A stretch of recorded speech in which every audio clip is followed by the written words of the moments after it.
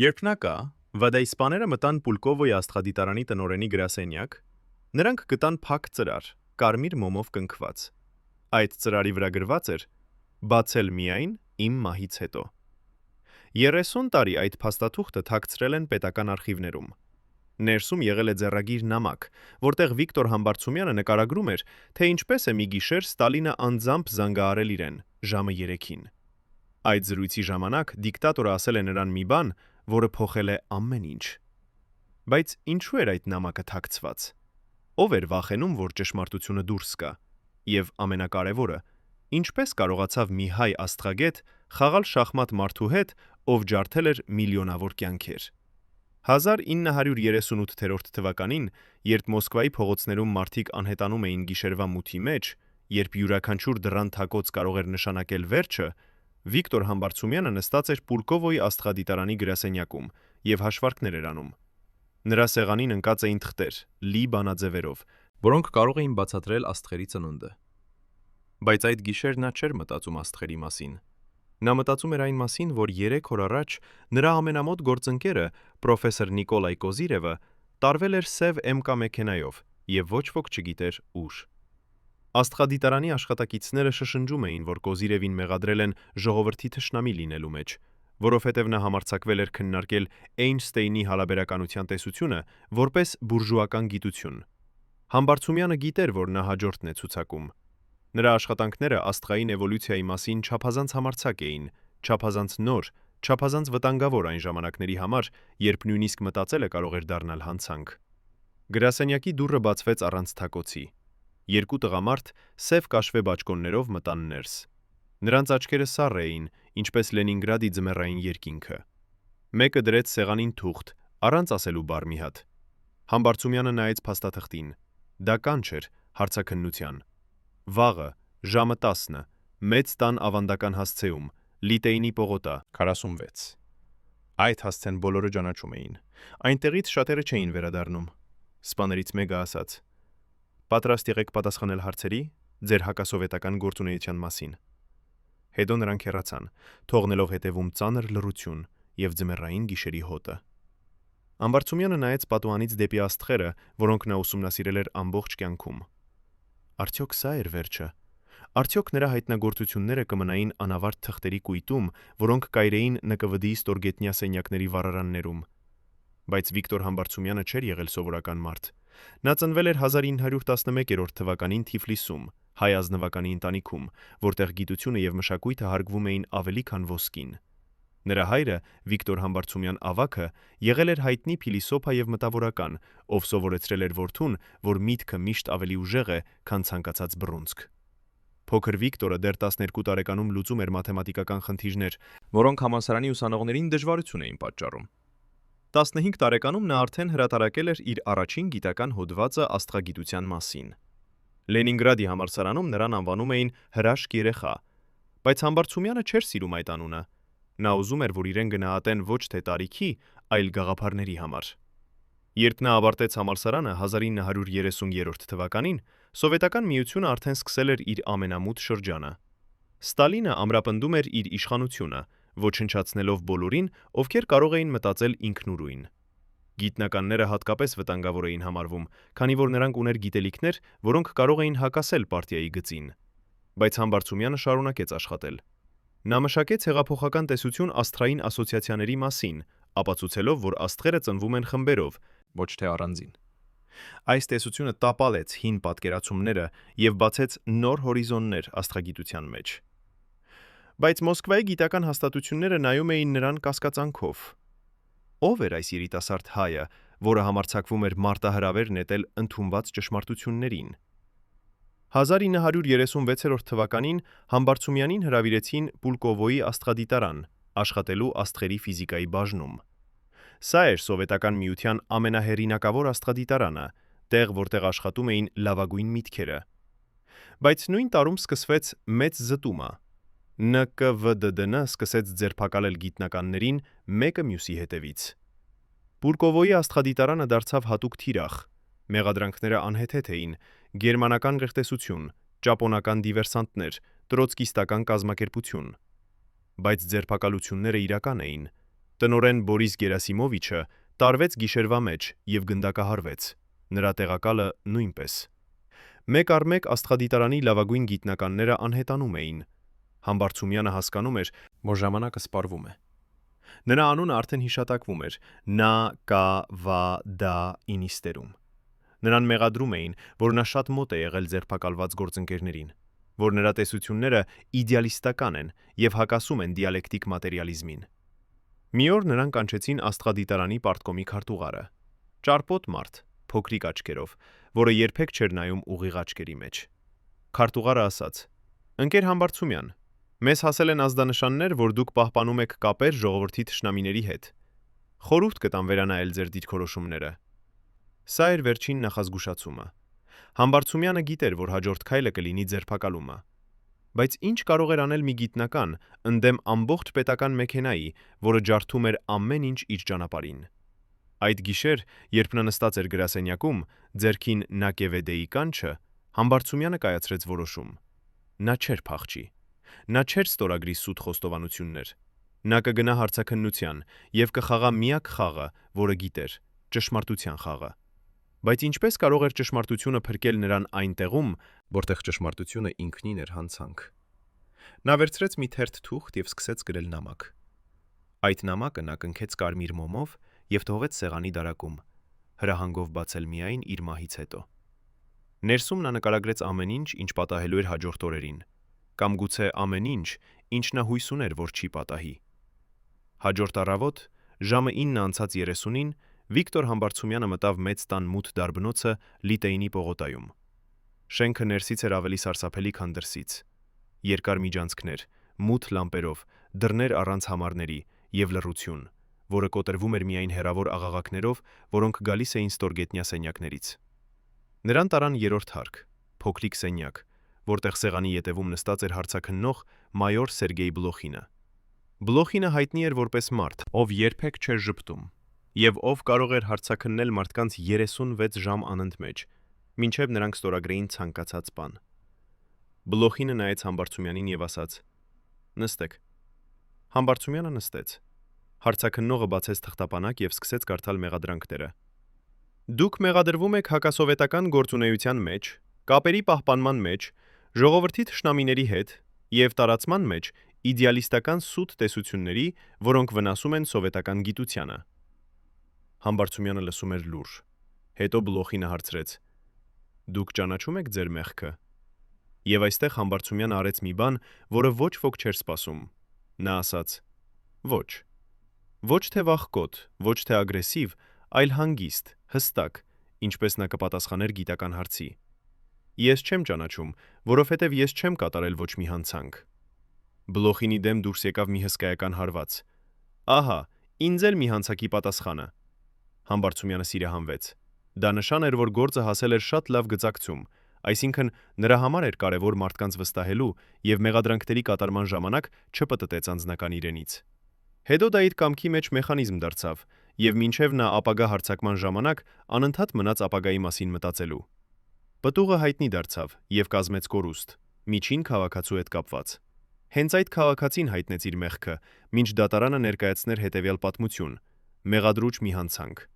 Բլոխինի դեմքը չփոխվեց, բայց նրա աչքերում փայլեց մի բան։ Սա էր մարտահրավեր։ Եվ Բլոխինը սիրում էր մարտահրավերները։ Նա սկսեց հարցաքննությունը։ Ժամեր անցան։ Բլոխինը հարցնում էր նույն հարցերը տարբեր ձևերով, փորձելով գտնել հակասություններ։ Բայց Համբարձումյանը պատասխանում էր հստակ, տրամաբանորեն, առանց վախի։ Նա բացատրում էր իր տեսությունները, ապացուցում էր, որ դրանք հիմնված են մաթեմատիկական հաշվարկների վրա, ոչ թե քաղաքական գաղափարախոսության։ Նա խոսում էր այնպես, կարծես դասախոսություն էր կարդում համալսարանում, ոչ թե պաշտպանվում էր իր կյանքի համար ՆԿՎԴ-ի ստորգետնյա սենյակում։ Եվ սա շփոթեցրեց Բլոխինին։ Նա սովոր էր վախին, արցունքներին, աղաչանքներին, բայց ոչ այս սառը տրամաբանությանը։ Հարցաքննությունը տևեց 12 ժամ։ Երբ Համբարձումյանը վերադարձավ աստղադիտարան, արդեն գիշեր էր։ Նրա գործընկերները նայում էին նրան, կարծես ուրվական էին տեսել։ Ոչ ոք չէր սպասում, որ նա կվերադառնա։ Բայց Համբարձումյանը վերադարձավ։ Եվ նա գիտեր, որ սա միայն սկիզբն էր։ Բլոխինը չէր հրաժարվի այսքան հեշտությամբ։ Հաջորդ օրը նրան կանչեցին կրկին եւ կրկին։ Յուրաքանչյուր հարցաքննություն էր դառնում ավելի երկար, ավելի դաժան։ Բլոխինը փորձում էր կոտրել նրան, բայց Համբարձումյանը չէր կոտրվում։ նա պատասխանում էր հարցերին նույն հանգստությամբ, նույն տրամաբանությամբ։ Եվ յուրաքանչյուր անգամ, երբ Բլոխինը պահանջում էր խոստովանություն, Համբարձումյանը ասում էր. «Ես չունեմ ինչ խոստովանել»։ Բայց ՆԿՎԴ-ն ուներ իր մեթոդները։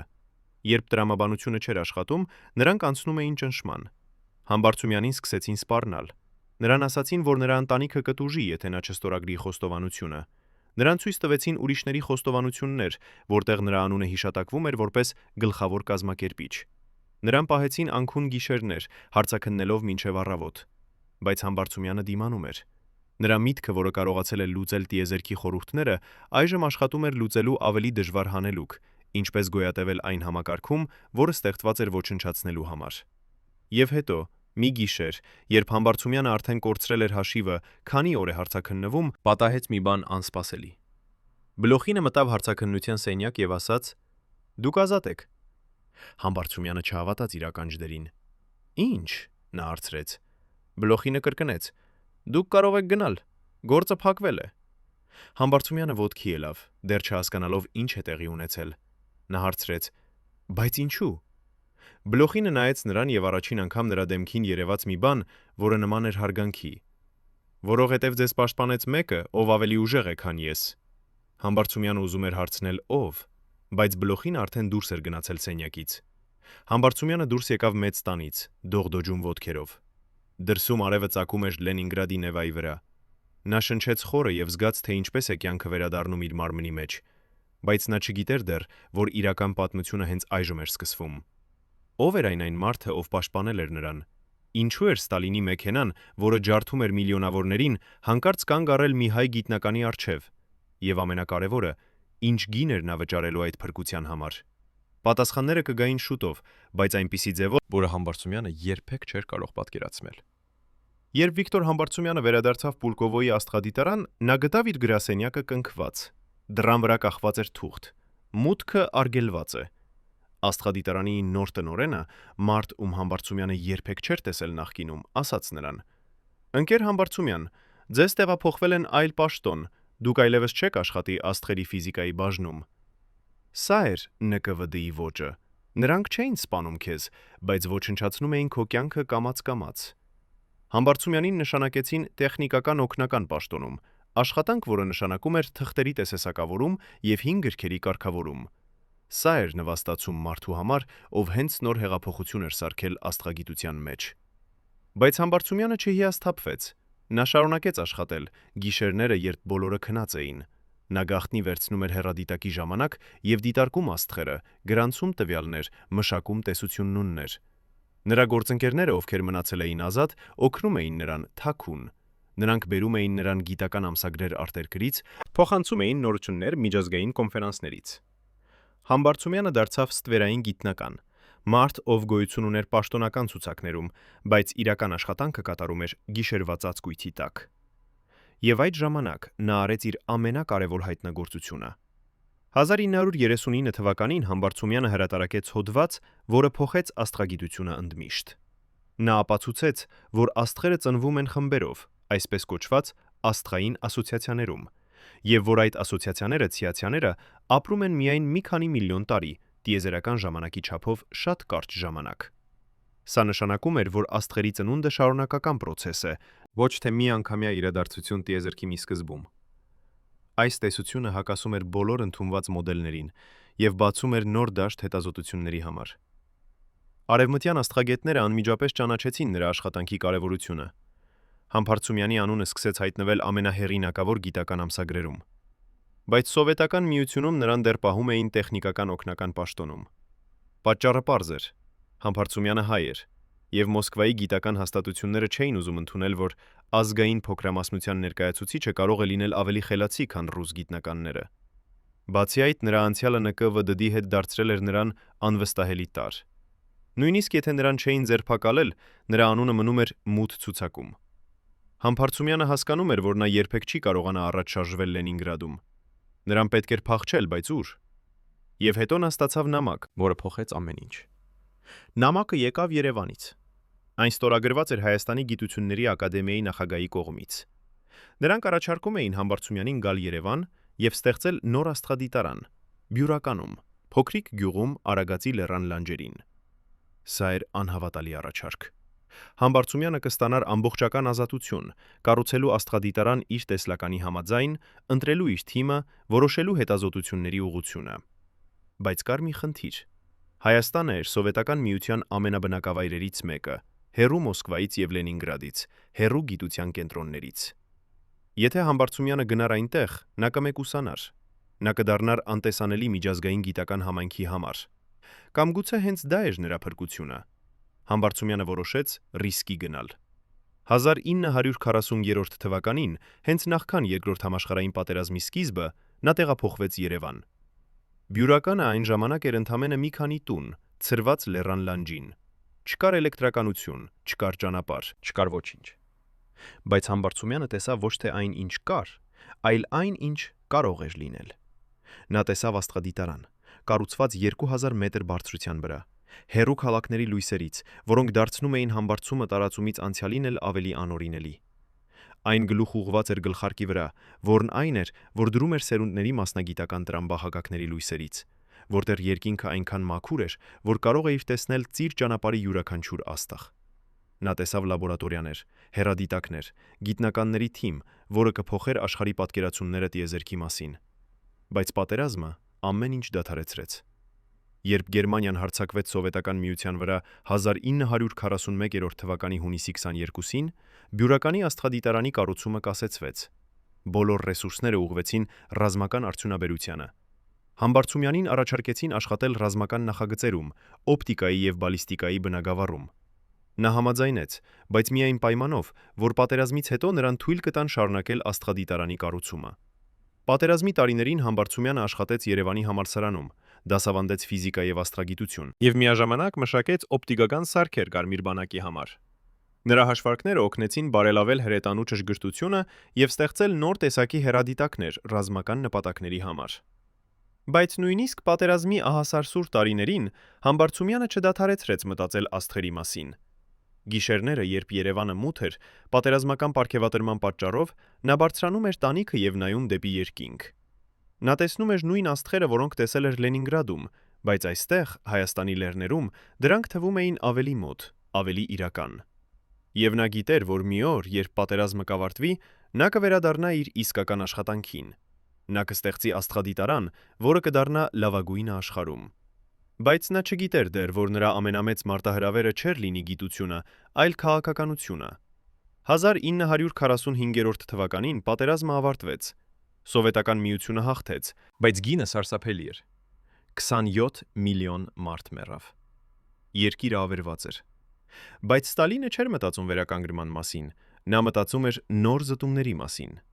Պատերազմից հետո սկսվեց նոր ալիք ձերբակալությունների։ Այս անգամ թիրախ էին կոսմոպոլիտները, մարդիկ, ովքեր ունեին կապեր արևմտյան երկրների հետ։ Գիտնականները, ովքեր հրատարակել էին հոդվածներ արտասահմանյան ամսագրերում, ովքեր նամակագրություն էին վարում օտարերկրյա գործընկերների հետ, ովքեր մասնակցել էին միջազգային կոնֆերանսներին,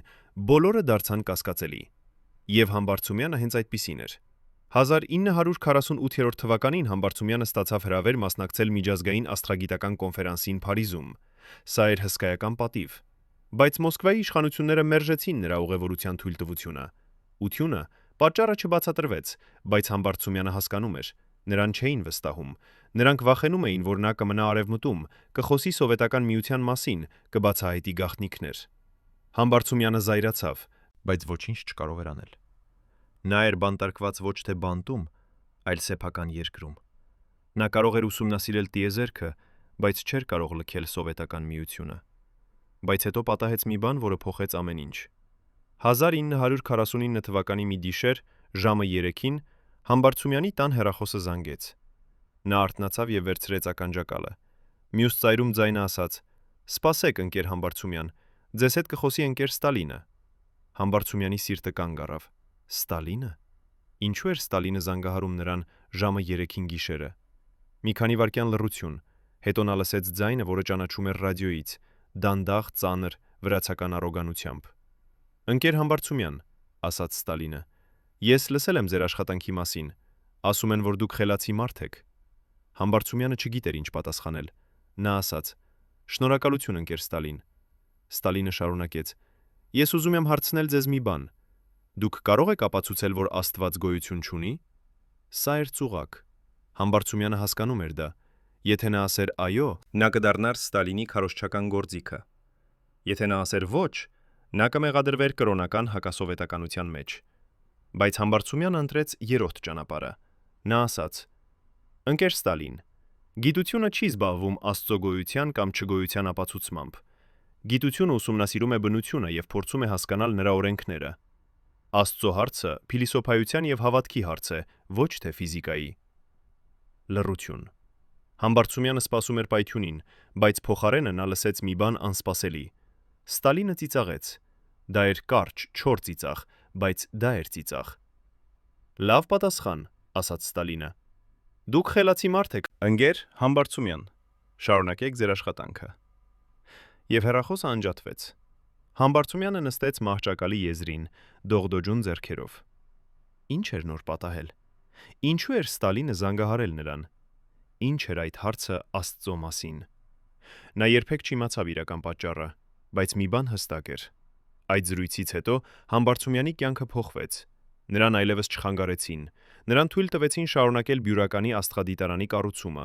Նրան նշանակեցին Հայաստանի գիտությունների ակադեմիայի նախագահ։ Նա դարձավ անձեռնմխելի։ Բայց ինչ գնով։ Արդյոք Ստալինը պաշտպանեց նրան, թե դարձրեց նրան իր գործիքը։ Եվ ամենակարևորը, ինչ կպատահեր, եթե Համբարձումյանը տար այլ պատասխան այդ գիշեր։ Բյուրականի աստղադիտարանը բացվեց 1950 թվականին, 3 տարի Ստալինի մահից հետո։ Սա էր Համբարձումյանի երազանքի իրականացումը։ Աստղադիտարանը կառուցված էր Արագածի լեռան լանջին, 2100 մետր բարձրության վրա, տեղ, որտեղ օդը այնքան մաքուր էր, որ աստղերը թվում էին ձեռքի հասանելիության մեջ։ Համբարձումյանը հավաքեց լավագույն գիտնականներին Սովետական Միությունից եւ արտերկրից։ Նա ստեղծեց թիմ, որը աշխատում էր 24 ժամ օրը, դիտարկելով, հաշվարկելով, հայտնագործելով։ Բյուրականը դարձավ աստղագիտության Մեքքան, տեղ, որտեղ ծնվում էին նոր տեսություններ եւ կոտրվում հին դոգմաները։ Համբարձումյանի ամենահեղափոխական հայտնագործությունը եղավ Համբարձումյանի մեթոդը, մաթեմատիկական մոտեցում, որը թույլ էր տալիս հաշվարկել աստղերի զանգվածը եւ տարիքը, հիմնվելով նրանց շարժման վրա։ Այս մեթոդը փոխեց աստղագիտությունը եւ դարձավ ստանդարտ գործիք աստղագետների համար ամբողջ աշխարհում։ Բայց Համբարձումյանը չկանգնեց այնտեղ։ Նա սկսեց ուսումնասիրել ակտիվ գալակտիկական միջուկները, գալակտիկաների կենտրոնները, որոնք արտանետում էին հսկայական քանակությամբ էներգիա։ Նա առաջարկեց, որ այդ էներգիան գալիս է ոչ թե աստղերից, այլ ինչ-որ այլ աղբյուրից, գուցե սև խոռոչներից։ Այս տեսությունն այն ժամանակ թվում էր ֆանտաստիկա, բայց տասնամյակներ անց ապացուցվեց, որ Համբարձումյանը ճիշտ էր։ Բայց հաջողությունը բերեց նաև նախանձ։ Մոսկվայի գիտական հաստատությունները չէին կարող ընդունել, որ ամենակարևոր հայտնագործությունները արվում էին ոչ թե Մոսկվայում կամ Լենինգրադում, այլ փոքրիկ Հայաստանում։ Նրանք սկսեցին քարոզարշավ Համբարձումյանի դեմ։ Նրան մեղադրեցին նացիոնալիզմի մեջ, որովհետև նա նախընտրում էր աշխատել հայ գիտնականների հետ։ Նրան մեղադրեցին անտիսովետականության մեջ, որովհետև նա պահպանում էր կապեր արևմտյան գործընկերների հետ։ Նրան մեղադրեցին նույնիսկ լրտեսության մեջ, որովհետև նա փոխանակում էր տվյալներ օտարերկրյա աստղադիտարանների հետ։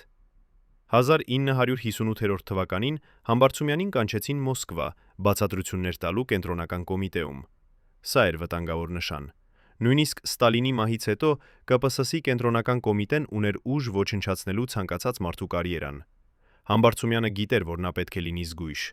Նա մտավ կենտրոնական կոմիտեի շենք Ստարայա պլոշչադում եւ տարվեց սենյակ, որտեղ նստած էին 5 մարդ։ Պարտիայի բարձրաստիճան պաշտոնյաներ։ Նրանք սկսեցին հարցաքննել նրան։ Ինչու եք դուք աշխատում հայերի հետ, ոչ թե ռուսների հետ։ Ինչու եք դուք ուղարկում տվյալներ ամերիկյան աստղադիտարաններ։ Ինչու եք դուք քննադատում սովետական գիտնականների աշխատանքները։ Համբարձումյանը պատասխանեց նույն հանգստությամբ, ինչպես երբեմն պատասխանել էր Բլոխինին ՆԿՎԴ-ի ստորգետնյա սենյակում։ Նա բացատրեց, որ գիտությունը չունի ազգություն, որ տվյալների փոխանակումը միջազգային ստանդարտ է, որ քննադատությունը գիտության հիմքն է։ Նա խոսեց 2 ժամ, առանց վախի, առանց ներողություն խնդրելու։ Եվ վերջում նա ասաց մի բան, որը ցնցեց սենյակը։ Եթե դուք ուզում եք, որ Սովետական Միությունը լինի գիտության առաջատար, դուք պետք է թույլ տաք գիտնականներին աշխատել ազատ։ Եթե դուք շարունակեք սահմանափակել մեզ, մենք կմնանք արևմտից հետ։ Սա էր համարձակություն, որը կարող էր արժենալ նրա կարիերան, բայց Համբարձումյանը գիտեր, որ նա ճիշտ է։ Պարտիայի պաշտոնյաները նայեցին միմյանց։ Նրանք չէին սպասում այսպիսի պատասխանի։ Վերջապես նրանցից մեկը ամենավերևինը ասաց. «Լավ ընկեր Համբարձումյան, մենք կքննարկենք ձեր խոսքերը»։ Համբարձումյանը դուրս եկավ կենտրոնական կոմիտեից, չգիտենալով թե ինչ կլինի, բայց մի շաբաթ անց նա ստացավ նամակ։ Կենտրոնական կոմիտեն որոշել էր ավելացնել ֆինանսավորումը Բյուրականի աստղադիտարանին եւ տալ Համբարձումյանին ավելի շատ ազատություն։ Սա էր հաղթանակ։ Բայց Համբարձումյանը գիտեր, որ սա ժամանակավոր է։ Համակարգը կարող էր փոխվել ցանկացած պահի, եւ նա պետք է պատրաստ լիներ հաջորդ մարտահրավերին։ 1960-րդ թվականներին Բյուրականի աստղադիտարանը դարձավ աշխարհահռչակ։ Գիտնականներ ամբողջ աշխարհից գալիս էին այնտեղ աշխատելու Համբարձումյանի հետ։ Նա դարձավ միջազգային աստղագիտական միության փոխնախագահ, ստացավ բազմաթիվ միջազգային մրցանակներ, հրատարակեց հարյուրավոր հոդվածներ։ Նրա անունը դարձավ հարգված ամենուր, բացի Մոսկվայից։ Մոսկվայի գիտական էլիտան դեռ նայում էր նրան որպես արտաքսինի, հայի, խնդրահարույցի։ Բայց Համբարձումյանը այլևս չէր հոգում։ Նա ստեղծել էր իր սեփական աշխարհը Բյուրականում, աշխարհ, որտեղ միակ կարևորը գիտությունն էր, ոչ թե քաղաքականությունը։ Բայց նույնիսկ այնտեղ, լեռների բարձունքում, քաղաքականությունը գտավ նրան։ 1968 թվականին, երբ սովետական տանկերը մտան Պրահա, ճնշելու Պրահայի գարունը, Համբարձումյանը ստորագրեց բաց նամակ, դատապարտելով ներխուժումը։ Սա էր անհավատալի համարձակություն։ Շատ քիչ սովետական գիտնականներ համարձակվեցին բացահայտ քննադատել Կրեմլը։ Համբարձումյանին սպառնացին, նրան ճնշեցին, նրան պահանջեցին հետ կանչել ստորագրությունը, բայց նա հրաժարվեց։ Նա ասաց. «Ես ստորագրել եմ, որովհետև հավատում եմ դրան, եւ ես չեմ հետ կանչի իմ խոսքերը»։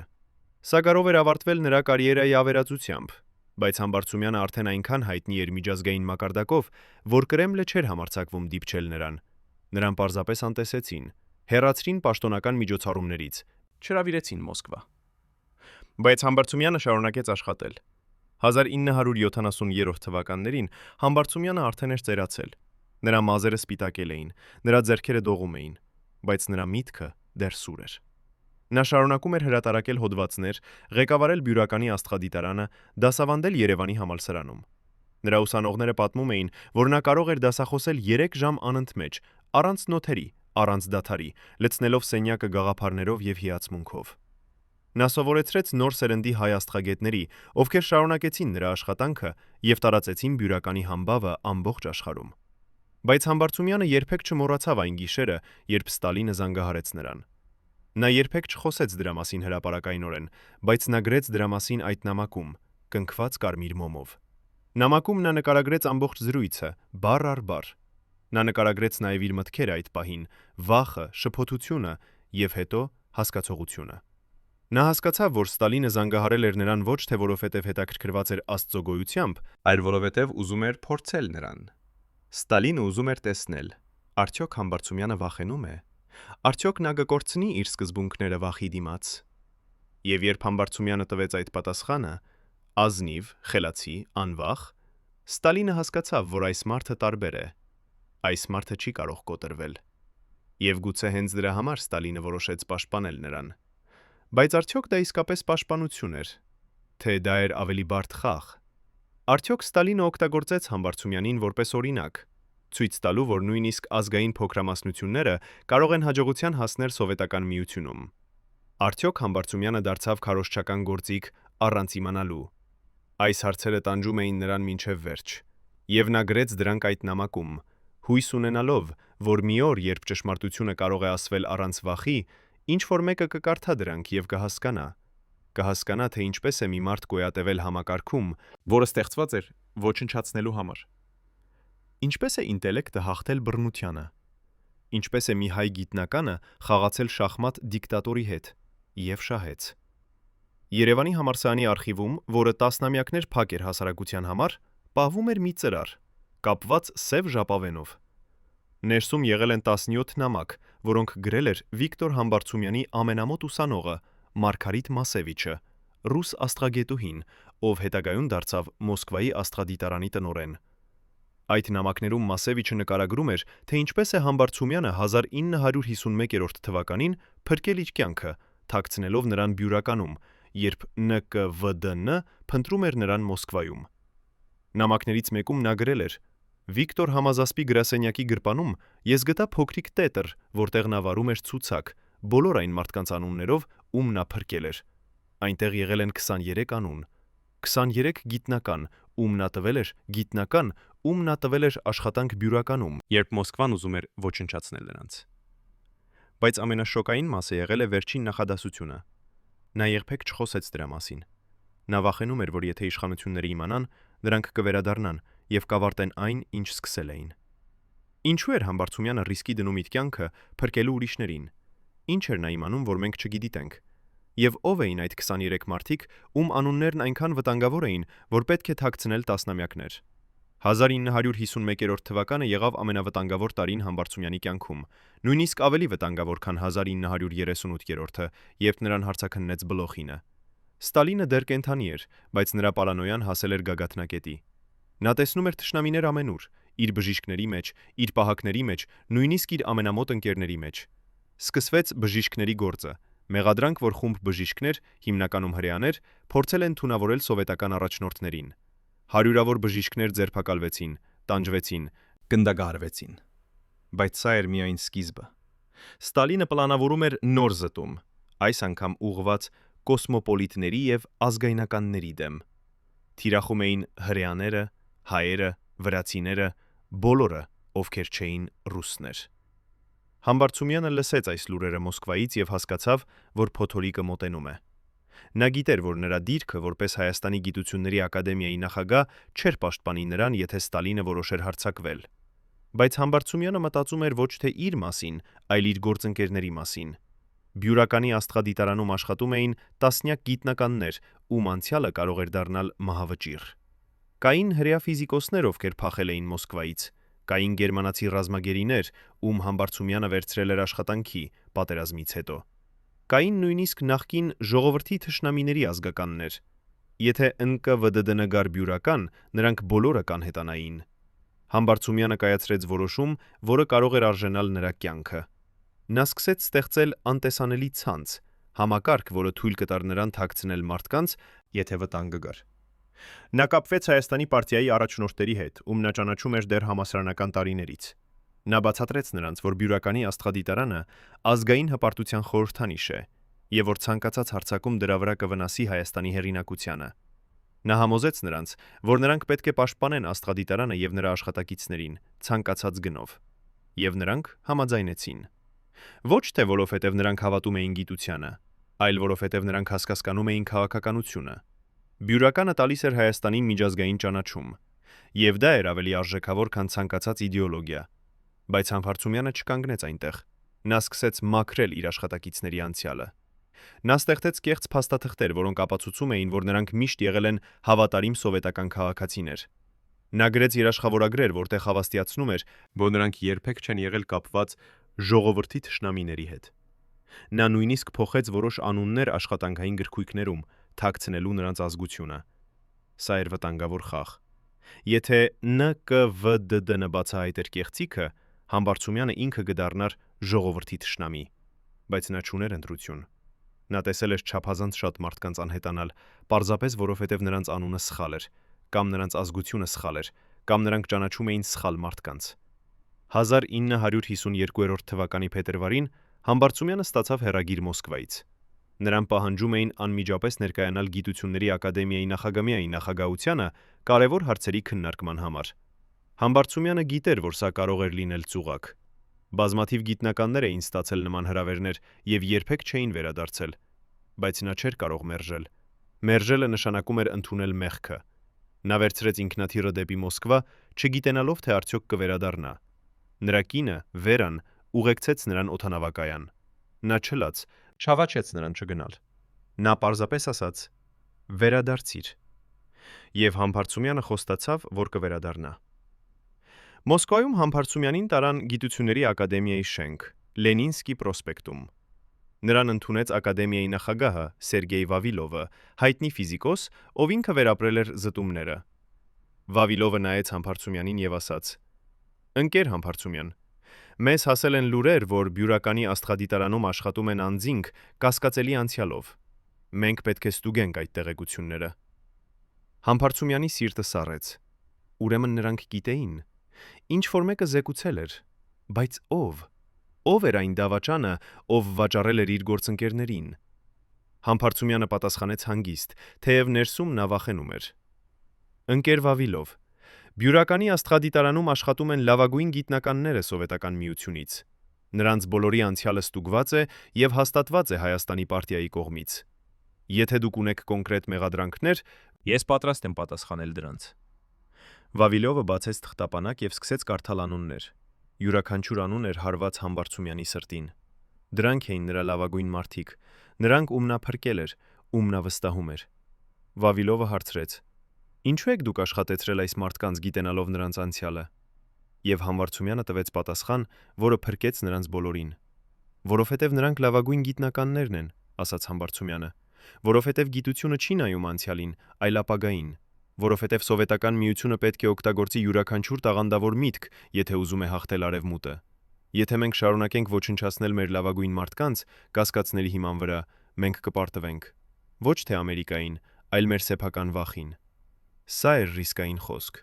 Համբարձումյանը քննադատում էր համակարգը, ուղղակիորեն առանց քողարկման։ Բայց նա գիտեր, որ սա էր միակ ճանապարհը։ Նա պետք է ցույց տար, որ նա պաշտպանում է ոչ թե ժողովրդի թշնամիներին, այլ Սովետական Միության շահերը։ Վավիլովը լռեց երկար։ Հետո նա փակեց թղթապանակը եւ ասաց.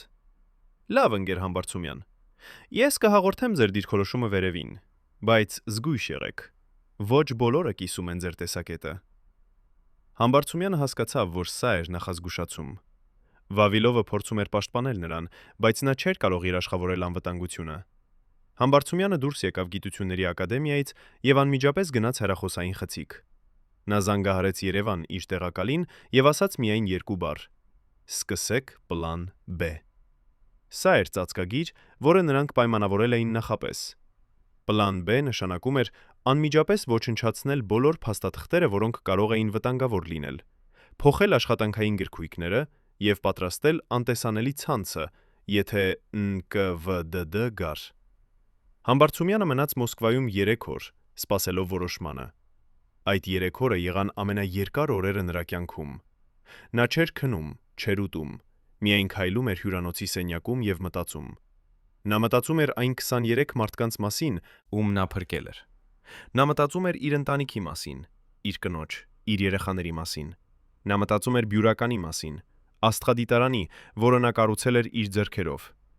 Արդյոք այս ամենը կավարտվի մի զեկույցով, մի ձերբակալությամբ, մի գնդակով ինքնաբուխի մեջ։ Բայց երրորդ օրը նա ստացավ հեռախոս։ Վավիլովն էր։ Նա ասաց. Ընկեր Համբարձումյան, դուք կարող եք վերադառնալ Երևան, Ջորջը փակվել է։ Համբարձումյանը չհարցրեց ինչու, ինչպես, ով որոշեց։ Նա պարզապես ասաց. Շնորհակալություն եւ անջատեց հեռախոսը։ Երբ նա վերադարձավ Երևան, ամբողջ Բյուրականը դուրս եկավ նրան դիմավորելու։ Նրա գործընկերները, ում նա փրկել էր, չխոսեցին։ Նրանք պարզապես նայեցին նրան, աչքերով լի երախտագիտությամբ եւ հարգանքով։ Համբարձումյանը նայեց նրանց եւ հասկացավ, որ նա արել էր ճիշտ բանը։ Նա ռիսկի էր դրել ամեն ինչ՝ իր կարիերան, իր ազատությունը, իր կյանքը, բայց նա փրկել էր 23 մարդու։ 23 միտք, 23 տաղանդ, 23 ապագա։ Եվ դա արժեր յուրաքանչյուր վախի պահ, յուրաքանչյուր անքուն գիշեր։ Բայց Համբարձումյանը գիտեր նաեւ, որ սա չէր վերջը։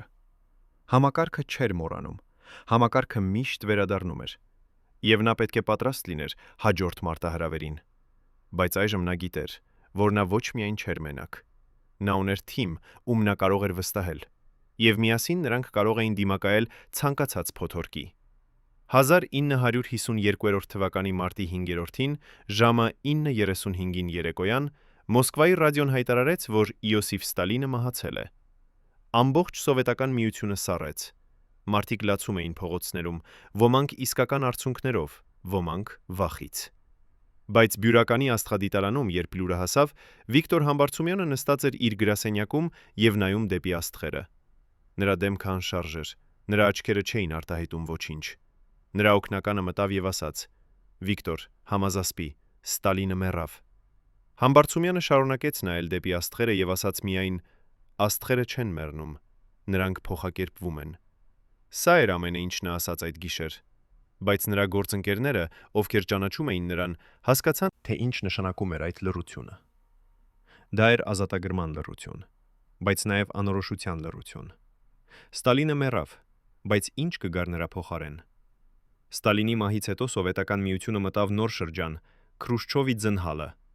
Նիկիտա Խրուշչովը, ով դարձավ նոր առաջնորդ, սկսեց քննադատել Ստալինի անձնավորության պաշտամունքը եւ ազատել քաղբանտարկյալներին։ Միլիոնավոր մարդիկ վերադարձան գուլագից, ստվերներ, ում կյանքները ոչնչացված էին։ Գիտնականները, ում Ստալինը ուղարկել էր Սիբիր, սկսեցին վերադառնալ իրենց լաբորատորիաներ։ Համբարձումյանը դիմավորեց նրանցից շատերին բյուրականում։ Կանում նա տվեց նրանց աշխատանք, տուն, հույս։ Բայց նա տեսավ նաև, թե ինչ էր արել համակարգը նրանց հետ։ Նրանք վերադարձել էին կոտրված, ֆիզիկապես եւ հոգեպես։ Ոմանք չէին կարող աշխատել, որովհետև նրանց ձեռքերը դողում էին տանջանքներից։ Ոմանք չէին կարող մտածել, որովհետև նրանց միտքը ոչնչացված էր անօրինական հարցաքննություններից։ Համբարձումյանը հասկացավ, որ նա պետք է ոչ միայն տար նրանց աշխատանք, այլ նաև վերականգներ նրանց արժանապատվությունը։ Նա սկսեց գրել հոդվածներ, որտեղ նշում էր նրանց ներդրումը գիտության մեջ։ Նա հրավիրեց նրանց դասախոսելու համալսարանում, որտեղ ուսանողները կարող էին տեսնել, որ այս մարդիկ ոչ թե ժողովրդի թշնամիներ էին, այլ հերոսներ, ովքեր վերապրել էին դժոխքը։ Նա կազմակերպեց կոնֆերանսներ, որտեղ նրանք կարող էին ներկայացնել իրենց հետազոտությունները, եւ կամաց-կամաց նրանք սկսեցին վերականգնվել։ Ոչ ամբողջությամբ, ոչ երբեք ամբողջությամբ, բայց բավականաչափ, շարունակելու ապրել։ Բայց Խրուշչովի ձնհալը բերեց նաև նոր մարտահրավերներ։ Արևմտյան գիտնականները սկսեցին ավելի ազատ շփվել սովետական գործընկերների հետ։ Միջազգային կոնֆերանսները դարձան ավելի հաճախակի։ Համբարձումյանը ստացավ հրավերներ այցելել Ամերիկա, Անգլիա, Ֆրանսիա, բայց Մոսկվայի իշխանությունները դեռ կասկածում էին նրան։ Նրանք վախենում էին, որ նա կխոսի չափազանց շատ, կբացահայտի չափազանց շատ, կմնա արևմուտում։ Համբարձումյանին թույլ տվեցին ճանապարհորդել, բայց միշտ ուղեկցությամբ մարզիչների, ովքեր իրականում էին KGB-ի գործակալներ։ Նրանք հետևում էին նրա յուրաքանչյուր քայլին, լսում նրա յուրաքանչյուր զրույցը, զեկուցում։ Մոսկվա 1963 թվականին Համբարձումյանը մասնակցեց Միջազգային աստղագիտական միության համագումարին Բերկլիում, Կալիֆոռնիա։ Սա էր նրա առաջին այցը Ամերիկա։ Նա տեսավ երկիր, որը ամբողջովին տարբեր էր Սովետական միությունից։ Մարդիկ խոսում էին ազատ, քննադատում իրենց կառավարությանը առանց վախի, ճանապարհորդում առանց թույլտվությունների։ Համբարձումյանը զգաց մի բան, որը նա չէր զգացել տարիներ շարունակ՝ նախանձ։ Ոչ նախանձ նյութական բարիքների նկատմամբ, այլ նախանձ ազատության նկատմամբ։ Այստեղ գիտնականները կարող էին ուսումնասիրել այն, ինչ ուզում էին, հրատարակել այն, ինչ ուզում էին, խոսել ում հետ ուզում էին։ Նրանք չէին վախենում կեսգիշերային ձերբակալությունից, չէին վախենում, որ նրանց ընտանիքները կտուժեն նրանց գաղափարների համար։ Համագումարից հետո Համբարձումյանին հրավիրեցին Հարվարդի համալսարան դասախոսելու։ Դահլիճը լի էր ուսանողներով եւ պրոֆեսորներով։ Համբարձումյանը խոսեց իր տեսության մասին աստղային ասոցիացիաների մասին, բացատրեց իր մեթոդները, պատասխանեց հարցերի։ Դասախոսությունից հետո նրան մոտեցավ ծեր պրոֆեսոր Հարլոու Շեփլին, ով եղել էր Հարվարդի աստղադիտարանի տնօրեն։ Շեփլին ասաց. «Պրոֆեսոր Համբարձումյան, ձեր աշխատանքը փոխել է աստղագիտությունը։ Մենք ուզում ենք առաջարկել ձեզ պաշտոն Հարվարդում։ Դուք կարող եք մնալ այստեղ, աշխատել ազատ, ունենալ անսահմանափակ ռեսուրսներ»։ Սա էր երազանք յուրաքանչյուր գիտնականի համար։ Հարվարդը էր աշխարհի լավագույն համալսարաններից մեկը։ Համբարձումյանը կարող էր մնալ, ապրել հարմարավետ կյանք, աշխատել առանց քաղաքական ճնշման։ Բայց Համբարձումյանը նայեց Շեփլիին եւ ասաց. «Շնորհակալություն, պրոֆեսոր Շեփլի, բայց ես չեմ կարող մնալ։ Իմ տեղը Հայաստանում է, բյուրականում, իմ մարդկանց հետ»։ Շեփլին զարմացավ. «Բայց ինչու»։ Նա հարցրեց. «Այստեղ դուք կունենաք ամեն ինչ»։ Համբարձումյանը ժպտաց տխուր ժպիտով. «Այստեղ ես կունենամ ամեն ինչ, բացի իմ տունից», նա ասաց։ «Ես կառուցել եմ բյուրականը իմ ձեռքերով։ Ես ստեղծել եմ թիմ, որը վստահում է ինձ։ Ես չեմ կարող լքել նրանց։ Եթե ես մնամ այստեղ, ես կլինեմ ազատ, բայց ես կլինեմ նաև մենակ։ Եվ ես ընտրում եմ իմ մարդկանց, ազատության փոխարեն»։ Շեփլին հասկացավ։ Նա սեղմեց Համբարձումյանի ձեռքը եւ ասաց. «Դուք համարձակ մարդ եք, պրոֆեսոր Համբարձումյան, ավելի համարձակ, քան ես երբևէ կարող էի լինել»։ Երբ Համբարձումյանը վերադարձավ Սովետական Միություն, KGB-ն հարցաքննեց նրան 3 ժամ։ Նրանք ուզում էին իմանալ, ինչ էր նա խոսել ամերիկացիների հետ, ինչ էր նա ասել Հարվարդում, ինչու էր նա մերժել նրանց առաջարկը։ Համբարձումյանը պատասխանեց բոլոր հարցերին ազնվորեն։ Նա ոչինչ չթաքցրեց, որովհետև նա ոչինչ չուներ թաքցնելու։ Նա ասաց ճշմարտությունը, որ նա սիրում էր իր երկիրը, նույնիսկ եթե նա չէր սիրում համակարգը։ Որ նա ուզում էր աշխատել Հայաստանում, Որովհետև այնտեղ էր նրա տեղը։ Որ նա երբեք չէր մտածել մնալ արևմտում, որովհետև նա չէր փախուստի տիպի մարդ։ Գագեբեի սպաները լսեցին եւ վերջապես ասացին. «Լավ, ընկեր Համբարձումյան, դուք կարող եք գնալ»։ Բայց Համբարձումյանը գիտեր, որ նրանք երբեք չեն դադարի հետևել նրան։ Նա դարձել էր հետաքրքրության անձ, մարդ, ում պետք է դիտել, վերահսկել, ստուգել, բայց Համբարձումյանը չէր հոգում։ Նա վերադարձավ Բյուրական եւ շարունակեց իր աշխատանքը։ Նա հրատարակեց նոր հոդվածներ, կազմակերպեց նոր կոնֆերանսներ, ուսուցանեց նոր ուսանողների։ Նա դարձավ խորհրդանիշ ոչ միայն Հայաստանի համար, այլ ամբողջ Սովետական Միության համար։ Նա ապացուցեց, որ հնարավոր է լինել մեծ գիտնական առանց լինելու պարտիայի ստրուկ,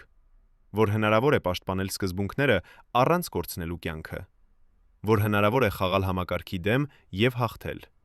Բայց ամենակարևորը, նա ապացուցեց, որ հնարավոր է մնալ մարդ, նույնիսկ այն համակարգում, որը փորձում էր վերածել բոլորին մեքենաների։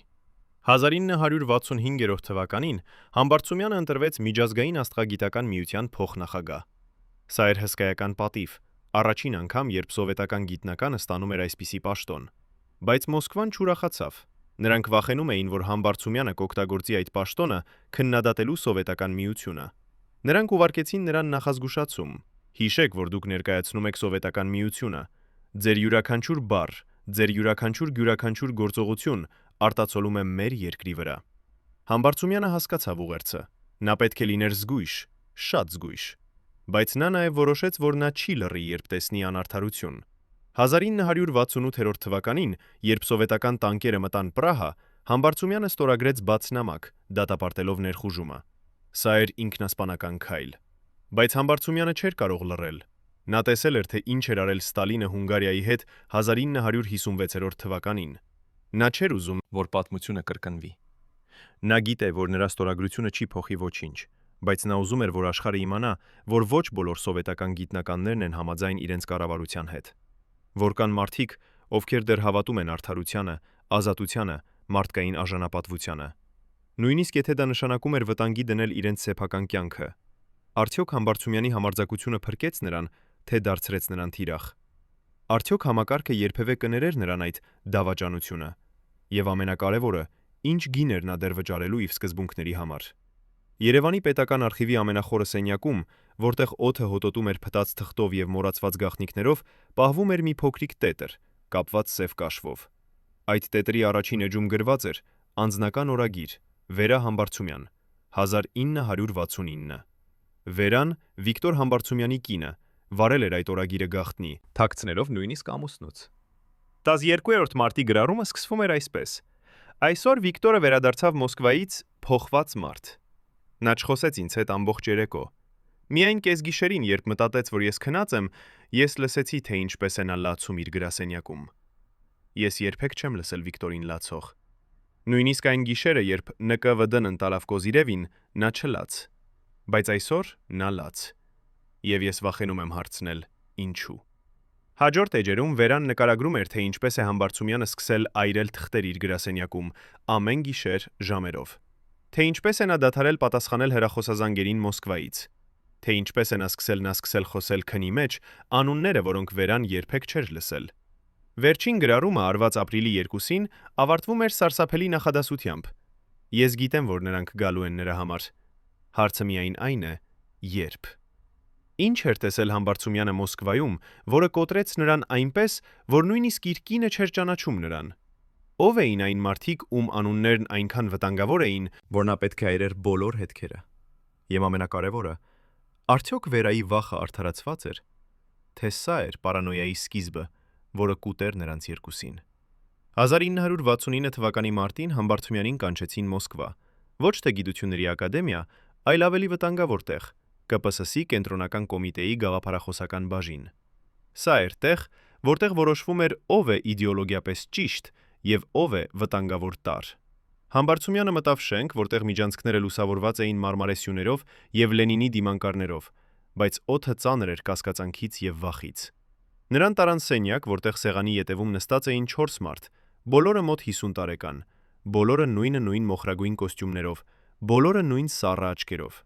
Նրանցից մեկը, ամենավերևինը, բացեց թղթապանակ եւ սկսեց կարդալ, առանց նայելու Համբարձումյանին։ «Ընկեր Համբարձումյան», նա ասաց, «մեզ հասել են տեղեկություններ, որ դուք պահպանում եք կապեր անձանց հետ, ովքեր դավաճանել են Սովետական Միությանը։ Մենք ունենք ապացույցություններ, որ դուք փոխանակել եք նամակներ Անդրեյ Սախարովի հետ, մարդու, ով հրապարակավ քննադատել է մեր պետությունը։ Մենք ունենք ապացույցություններ, որ դուք ֆինանսական օգնություն եք ուղարկել Ալեքսանդր Սոլժենիցինի ընտանիքին, մարդու, ով արտաքսվել է որպես դավաճան։ Մենք ունենք ապացույցություններ, որ դուք թաքցրել եք բյուրականում անձանց, ում անցյալը կասկածելի է»։ Յուրաքանչյուր մեղադրանք էր հարված Համբարձումյանի կրծքավանդակին, բայց ամենավատը դեռ գալու էր։ Պաշտոնյան փակեց թղթապանակը եւ նայեց Համբարձումյանի աչքերի մեջ, առաջին անգամ։ «Մենք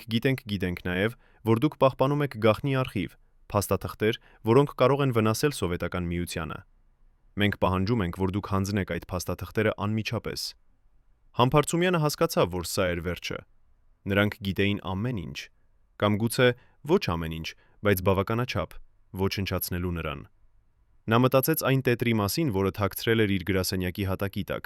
տետր, որտեղ նա գրել էր բոլոր անունները, բոլոր ամսաթվերը, բոլոր փաստերը։ Այդ թեդրը էր նրա ապահովագրությունը։ Եթե նրան ձերբակալեին, այդ տեղեկությունները կարող էին հասնել արևմուտք եւ բացահայտել ճշմարտությունը։ Բայց նա գիտեր նաեւ, որ եթե նա խոստովաներ այդ տեդրի գոյությունը, նա ոչ միայն կոչնչացներ իր կյանքը, այլ նաեւ կյանքերը բոլոր այն մարդկանց, ում նա փրկել էր։ Նա ուներ ընտրություն՝ փրկել ինքն իրեն կամ փրկել նրանց։ Եվ Համբարձումյանը արեց այն, ինչ միշտ արել էր։ Նա ընտրեց ճշմարտությունը։ «Ես չգիտեմ, թե ինչ արխիվի մասին եք խոսում», ասաց Համբարձումյանը։ «Ես պահպանում եմ միայն գիտական փաստաթղթեր, հետազոտություններ, հաշվարկներ, դիտարկումներ։ Եթե դուք մետաքրքրված եք աստղագիտությամբ, ես ուրախ կլինեմ կիսվել դրանցով»։ Սա էր համարձակություն, որը սահմանակից էր ինքնասպանության։ Համբարձումյանը ժխտում էր մեղադրանքները, ուղղակիորեն, առանց վախի։ Պաշտոնյան նեղացավ։ Նրա դեմքը կարմրեց, նրա ձայնը բարձրացավ։ «Դուք խաղում եք վտանգավոր խաղ, ընկեր Համբարձումյան։ Մենք կարող ենք ստիպել ձեզ խոսել, մենք ունենք մեթոդներ»։ Համբարձումյանը նայեց նրան եւ ասաց մի բան, որը ցնցեց սենյակը։ «Դուք կարող եք տանջել իմ մարմինը, բայց դուք չեք կարող տանջել իմ միտքը։ Եվ իմ միտքը միակ բանն է, որ կարևոր է»։ Լռություն։ 4 պաշտոնյաները նայեցին միմյանց։ Նրանք չէին սպասում այսպիսի պատասխանի։ Նրանք սովոր էին վախին, աղաչանքներին, խոստովանություններին, բայց ոչ այս սառը համարձակությանը։ Վերջապես ամենավերևինը ասաց. «Լավ, ընկեր Համբարձումյան, դուք ունեք 1 շաբաթ վերանայելու ձեր դիրքորոշումը։ Եթե դուք չհանձնեք փաստաթղթերը, մենք կստիպված լինենք ձեռնարկել միջոցներ»։ Համբարձումյանը ոտքի ելավ եւ դուրս եկավ սենյակից, առանց նայելու հետ։ Նա գիտեր, որ նա հենց նոր ստորագրել էր իր մահավճիռը, բայց նա նաեւ գիտեր, որ նա չէր կարող այլ կերպ վարվել։ Նա չէր կարող դավաճանել այն մարդկանց, ում նա խոստացել էր պաշտպանել։ Համբարձումյանը վերադարձ Երևան եւ անմիջապես սկսեց պատրաստվել։ Նա գիտեր, որ նրան մնացել էր շատ քիչ ժամանակ։ Նա վերցրեց այդ տետրը իր գրասենյակի հատակի տակից եւ սկսեց պատճենել այն, ձեռքով բառ առ բառ։ Նա պատճենեց յուրաքանչյուր անուն, յուրաքանչյուր ամսաթիվ, յուրաքանչյուր փաստ։ Նա աշխատեց 36 ժամ անընդմեջ, առանց քնելու, առանց ուտելու։ Նրա ձեռքերը դողում էին հոգնածությունից, բայց նա շարունակեց գրել։ Երբ նա ավարտեց, նա ուներ 2 պատճեն։ Մեկը նա տվեց իր ամենավստահելի ուսանողին, Գրիգոր Գուրզադյանին, եւ ասաց. «Եթե ինձ ինչ-որ բան պատահի, տար սա արևմտյան դեսպանություն։ Ցանկացած դեսպանություն, բայց ոչ սովետական»։ Երկրորդ պատճենը նա թաքցրեց տեղ, որտեղ ոչ ոք երբեք չէր փնտրի։ Բյուրականի աստղադիտարանի հիմնական հեռադիտակի ներսում, փոքրիկ մետաղական տուփի մեջ։ Բայց ինչ վերաբերում է բնօրինակին, այն տետրին, որը կենտրոնական կտրոնական կոմիտեն փնտրում էր, Համբարձումյանը որոշեց անել մի բան, որը ոչ ոք չէր սպասում։ Նա չայրեց այն, չթաքցրեց, չտվեց ուրիշին։ Նա դրեց այն ծրարի մեջ, կնքեց կարմիր մոմով եւ ուղարկեց փոստով, ուղղված ինքն իրեն, Բյուրականի աստղադիտարան։ Բայց նա գրեց հասցեն այնպես, որ փոստը կորցներ այն սխալ փողոցի համար, սխալ տան համար։ Նա գիտեր, որ սովետական փոստը անարդյունավետ էր, որ նամակները կորչում էին ամիսներով, եւ նա հույս ուներ, որ մինչեւ այդ ծրարը գտնվի, ամեն ինչ կավարտվի այս կամ այն կերպ։ Սա էր խելագար պլան, բայց Համբարձումյանը չուներ այլ ընտրություն։ Նա խաղում էր ժամանակի դեմ, եւ նա գիտեր, որ նա պարտվում է։ Շաբաթը անցավ։ Համբարձումյանը սպասում էր, որ KGB-ն կգա ցանկացած պահի, բայց նրանք չեկան։ Փոխարենը նա ստացավ հեռախոս Մոսկվայից, նույն պաշտոնյան կենտրոնական կոմիտեից։ Նա ասաց. «Ընկեր Համբարձումյան, մենք որոշել ենք տալ ձեզ եւս մեկ հնարավորություն։ Եթե դուք համաձայնվեք համագործակցել մեզ հետ, մենք կմոռանանք այս ամբողջ պատմությունը»։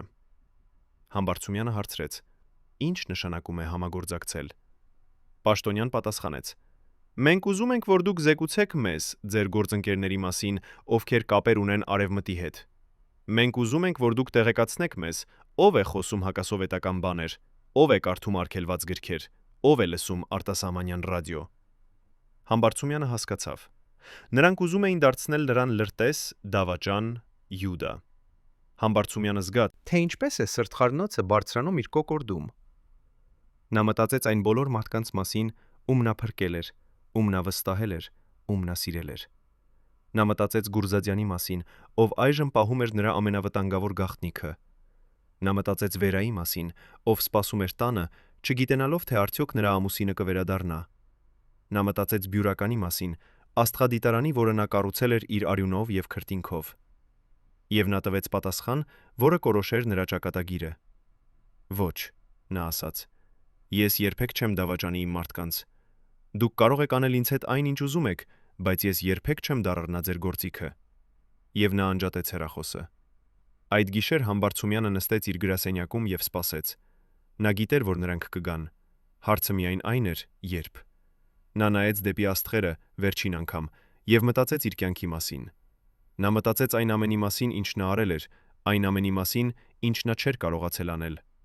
Նա մտածեց այն մարդկանց մասին, ում նա փրկել էր, եւ այն մարդկանց մասին, ում նա չէր կարողացել փրկել։ Նա մտածեց Ստալինի մասին, այն գիշերվա զանգի մասին, որը փոխել էր ամեն ինչ։ Եվ նա հասկացավ, որ նա ապրել էր լավ կյանք։ Ոչ հեշտ կյանք, ոչ երջանիկ կյանք, բայց լավ կյանք։ Նա պայքարել էր համակարգի դեմ եւ հաղթել էր, ոչ թե ուժով, այլ ինտելեկտով։ Նա փրկել էր կյանքեր, ստեղծել էր գիտություն, սովորեցրել էր սերունդների։ Եվ եթե այժմ նրան պետք է վճարել գինը, նա պատրաստ էր։ Բայց KGB-ն չեկավ այդ գիշեր, ոչ էլ հաջորդ գիշեր, ոչ էլ շաբաթ անց։ Համբարձումյանը սպասում էր, բայց ոչինչ չպատահեց։ Եվ հետո երկու շաբաթ անց նա հասկացավ ինչու։ Լենինգրադից եկավ լուր, որ կենտրոնական կոմիտեի այն պաշտոնյան, ով սպառնացել էր նրան, հեռացվել էր իր պաշտոնից, կոռուպցիայի մեղադրանքներով։ Սա էր Սովետական միության իրոնիան։ Համակարգը այնքան կոռումպացված էր, որ նույնիսկ նրանք, ովքեր պետք է պաշտպանեին այն, դառնում էին նրա զոհերը։ Համբարձումյանը փրկվել էր ոչ թե իր խելացիությամբ, ոչ թե իր համարձակությամբ, այլ պարզապես բախտով։ Բայց նա գիտեր, որ այս բախտը չէր տևի հավերժ։ Համակարգը կվերադառնար։ Միշտ վերադառնում էր։ Բյուրականի աստղադիտարանի արխիվում, որը բացվեց միայն 1991 թվականին Սովետական միության փլուզումից հետո, գտնվեց մի տուփ՝ լի ձայնագրված ժապավենների։ Այդ ժապավենները պարունակում էին Վիկտոր Համբարձումյանի վերջին հարցազրույցները,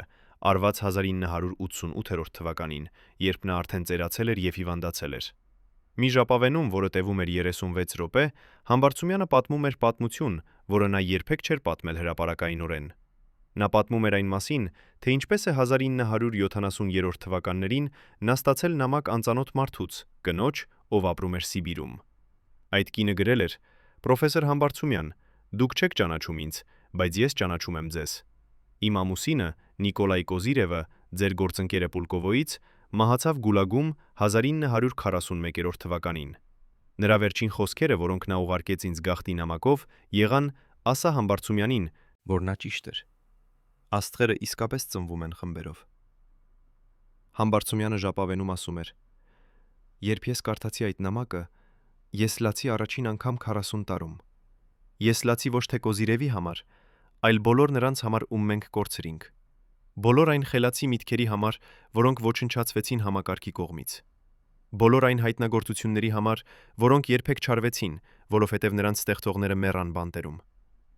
Ո՞վ էր այդ կինը, ով պահպանել էր այդ նամակը 40 տարի։ Ինչու էր նա սպասել այնքան երկար, ուղարկելու այն Համբարձումյանին։ Եվ քանի այլ նամակներ կային, որոնք երբեք չհասան իրենց հասցեատերերին, որովհետև համակարգը խլեց նրանց ձայնը։ 1970-րդ թվականներին Համբարձումյանը մտավ իր կյանքի վերջին փուլը։ Նա արդեն էր 70 տարեկան, նրա առողջությունը վատանում էր, բայց նրա միտքը դեռ սուր էր։ Նա շարունակում էր ղեկավարել Բյուրականի աստղադիտարանը, թեև այժմ նա անցկացնում էր ավելի շատ ժամանակ տանը, քան գրասենյակում։ Նրա ուսանողները, ովքեր այժմ դարձել էին հայտնի գիտնականներ, գալիս էին նրա մոտ, խորհրդի համար, պատմություններ լսելու համար, պարզապես նրա ներկայությունը զգալու համար։ Համբարձումյանը դարձել էր ավելին, քան գիտնական։ Նա դարձել էր խորհրդանիշ, մարդ, ով ապացուցել էր, որ հնարավոր է պահպանել արժանապատվությունը նույնիսկ ամենամութ ժամանակներում։ Բայց Համբարձումյանի ներսում էր մի ցավ, որը նա երբեք չէր կարող բուժել։ Սա էր ցավը մեղավորության զգացումից։ Նա գիտեր, որ նա փրկել էր 23 մարդու, բայց նա նաև գիտեր, որ կային հարյուրավորներ, ում նա չէր կարողացել փրկել։ Նա հիշում էր յուրաքանչյուր անուն, յուրաքանչյուր դեմք։ Նա հիշում էր այն մարդկանց, ովքեր եկել էին նրա մոտ օգնություն խնդրելու, եւ ում նա ստիպված էր մերժել, որովհետև օգնելը նրանց նշանակում էր վտանգի դնել բոլորին։ Նա հիշում էր այն գիշերները, երբ նա լսում էր ձերբակալությունների մասին եւ մտածում էր, արդյոք նա կարող էր ավելին անել։ Այս մեղավորության զգացումը ուտում էր նրան ներսից, ավելի վատ, քան ցանկացած հիվանդություն։ 1976 թվականին Համբարձումյանը որոշեց անել մի բան, որը նա երբեք չէր մտածել անելու։ Նա որոշեց գրել իր հուշերը։ Ոչ պաշտոնական ինքնակենսագրություն, որտեղ նա կպատմեր իր հաջողությունների մասին, այլ իսկական պատմություն։ Այն ամենի մասին, ինչ նա տեսել էր, ապրել էր, վախեցել էր։ Նա սկսեց գրել գիշերները, երբ բոլորը քնած էին։ Նա գրեց այն մասին, թե ինչպես է նա հարցաքննվել ՆԿՎԴ-ի կողմից, թե ինչպես է նա փրկել 23 մարդու, թե ինչպես է նա խոսել Ստալինի հետ հեռախոսով, թե ինչպես է նա մերժել Հարվարդի առաջարկը, թե ինչպես է նա դիմակայել կենտրոնական կոմիտեին։ Նա գրեց ամեն ինչ, առանց ֆիլտրի, առանց գրաքննության, առանց վախի։ Բայց երբ նա ավարտեց, նա նայեց այն 102 էջերին եւ հասկացավ, որ նա չէր կարող հրատարակել դրանք։ Ոչ այժմ, ոչ այս համակարգում։ Եթե այդ հուշերը հրապարակվեին, դրանք կոչնչացնեին ոչ միայն նրան, այլ նաև բոլոր այն մարդկանց, ում նա հիշատակել էր։ ԿԳԲ-ն կգար եւ կձերբակալեր յուրաքանչյուրին, ում անունը հայտնվեր այդ էջերում։ Համբարձումյանը հասկացավ, որ նա պետք է թաքցներ այդ հուշերը, մինչև ժամանակը գար, եւ դրանք կարող էին ասվել առանց վախի։ Նա դրեց ձեռագիրը մետաղական տուփի մեջ, կնքեց այն եւ թաքցրեց Բյուրականի աստղադիտարանի գրադարանում, հին աստղագիտական ատլասների միջև, որտեղ ոչ ոք երբեք չէր նայի։ Համբարձումյանը թողեց նաև հրահանգ իր ամենավստահելի ուսանողին, Գուրզադյանին։ Նա ասաց. «Երբ ես մեռնեմ եւ երբ համակարգը փոխվի, որովհետեւ ամեն համակարգ վերջապես փոխվում է, գտիր այդ տուփը եւ հրատարակիր այն։ Թող մարդիկ իմանան ճշմարտությունը։ Թող նրանք իմանան, թե ինչ էր իրականում տեղի ունենում այն տարիներին, երբ մենք ժպտում էինք պաշտոնական լուսանկարներում, բայց լացում էինք գիշերները»։ Գիշերները։ Գուրզադյանը խոստացավ եւ նա պահպանեց այդ խոստումը, բայց այդ տուփը գտնվեց միայն 1991 թվականին, 11 տարի Համբարձումյանի մահից հետո, երբ Սովետական միությունը արդեն փլուզվել էր եւ Հայաստանը դարձել էր անկախ։ 1978 թվականին Համբարձումյանի առողջությունը սկսեց լրջորեն վատանալ։ Նրա սիրտը թուլացել էր, նրա թոքերը չէին աշխատում լավ, նրա տեսողությունը մթագնում էր։ Բժիշկները ասացին, որ նա պետք է դադարեցներ աշխատել, հանգստանար, խնամեր իր առողջությունը։ Բայց Համբարձումյանը հրաժարվեց։ Նա ասաց. «Ես կմեռնեմ աշխատելիս, ոչ թե հանգստանալիս»։ Եվ նա շարունակեց գալ աստղադիտարան, ամեն օր, նույնիսկ երբ նա հազիվ կարող էր քայլել։ Նրա գործընկերները տեսնում էին, թե ինչպես է նա տառապում, բայց նրանք նաև տեսնում էին, թե ինչպես է նա երջանիկ, երբ նա նայում էր հեռադիտակի միջով եւ տեսնում աստղերը։ Համբարձումյանի վերջին մեծ նախագիծը եղավ Բյուրականի սպեկտրոսկոպիկ ակնարկը, ծրագիր, որը նպատակ ուներ ուսումնասիրել հազարավոր գալակտիկաների սպեկտրները եւ հասկանալ նրանց էվոլյուցիան։ Սա էր հսկայական նախագիծ, որը պահանջում էր տասնամյակներ աշխատանք։ Համբարձումյանը գիտեր, որ նա չէր ապրի տեսնելու դրա ավարտը, բայց նա ուզում էր սկսել այն զումեր, սկսել այն, տալ ուղղությունը, ստեղծել հիմքը։ Նա աշխատեց այդ նախագծի վրա իր վերջին ուժերով, կազմակերպելով թիմը, մշակելով մեթոդաբանությունը, ապահովելով ֆինանսավորումը։ Եվ երբ ամեն ինչ պատրաստ էր, երբ առաջին դիտարկումները սկսվեցին, Համբարձումյանը նստեց իր գրասենյակում եւ զգաց խաղաղություն։ Նա գիտեր, որ նրա աշխատանքը կշարունակվի նրանից հետո։ 1980 թվականի օգոստոսի 12-ին, վաղ առավոտյան, Վիկտոր Համբարձումյանը արթնացավ իր տանը Երևանում եւ զգաց, որ ինչ-որ բան սխալ է։ Նրա կրծքավանդակում էր սուր ցավ, նրա շնչառությունը դժվարացել էր։ Նա փորձեց կանչել վերային, բայց նրա ձայնը չելավ։ Վերան, ով քնած էր նրա կողքին, արթնացավ եւ տեսավ նրա դեմքը, սպիտակ ծածկված քրտինքով։ Նա անմիջապես կանչեց շտապօգնություն։ Բժիշկները եկան 15 րոպե անց, բայց արդեն ուշ էր։ Համբարձումյանի սիրտը կանգ էր առել։